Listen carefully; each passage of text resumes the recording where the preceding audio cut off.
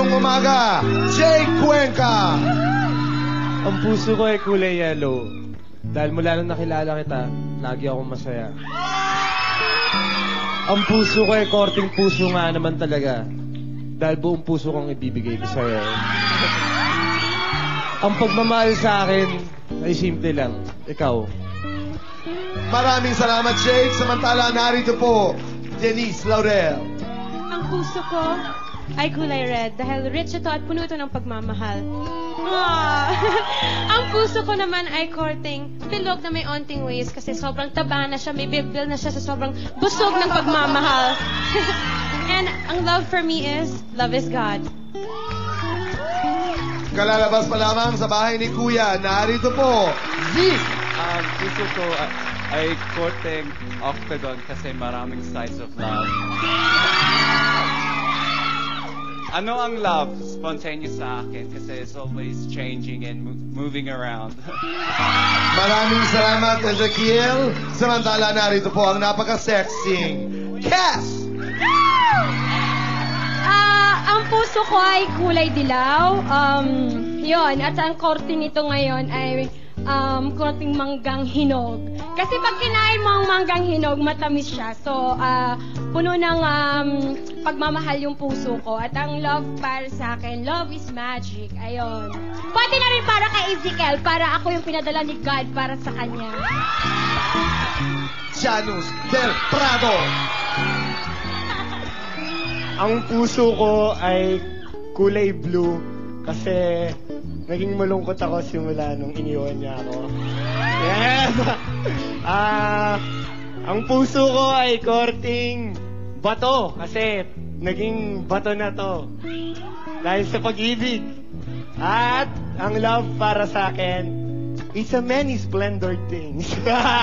Maraming salamat. Good morning. Welcome to Homeboy. Magandang umaga sa ating studio audience. Good morning. Welcome to Homeboy. Sa Patinig family, CFC subscribers from Las Vegas, USA. Good morning. Welcome to Homeboy. Maraming salamat po. Abay, kaibigan, dyan lamang po kayo katulad ni David. Kung ang inyong mga katanungan ay paano ko ba mapapasagot ang isang babae? O di kaya ay paano ko ba mapapasagot ang isang lalaki? Abay, manood ho kayo ngayong umaga dahil iba't ibang mga estilo, iba't ibang mga tips ang aming ibibigay sa inyo ng tamang panliligaw. Katulad na lamang, umpisa na natin para hindi matagal ang usapan. Una, dapat you should be creative. Madiskarte ka dapat manligaw. At ngayon, ipapakita namin sa inyo kung paano ang diskarte. Narito po ang una. Janus? Denise, Okay. kung ikaw ay prutas, isa kang peras. Kasi maganda yung labas, tapos pag hiniwa mo, yung loob maputi, isipa.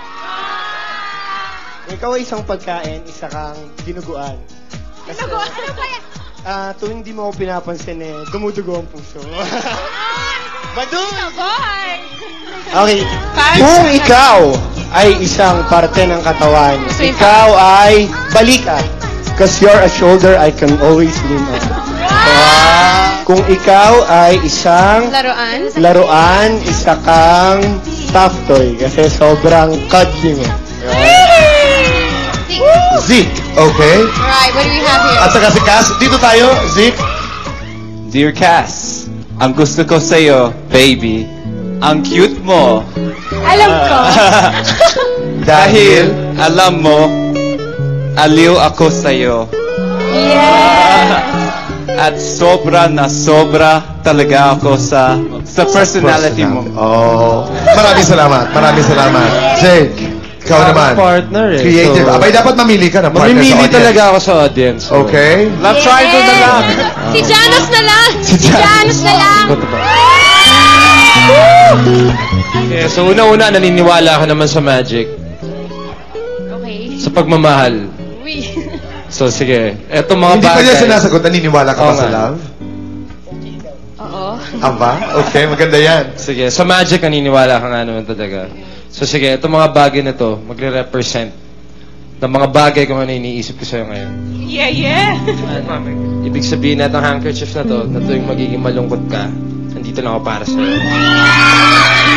Tapos to, definitely not the least, itong rose na to, ibig sabihin na to, na araw-araw, bibigyan talaga ito ng bulaklak.